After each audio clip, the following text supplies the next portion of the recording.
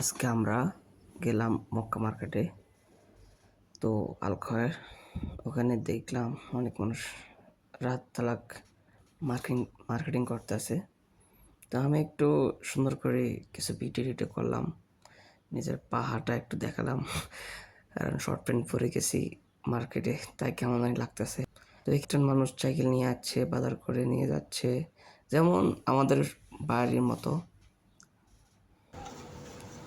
চালু চালু তারপর চালু আমরা সবাই আমি মিলে নিছো না আছি ওখানে।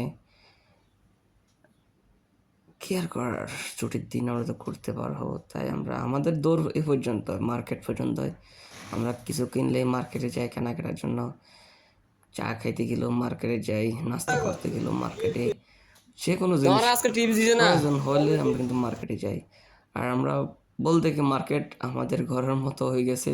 ওলা কোনো কান্নাকাটি শুরু কোনো করছে কিছু প্রয়োজন হলে সেভাবে আমরা মার্কেটে চলে যাই।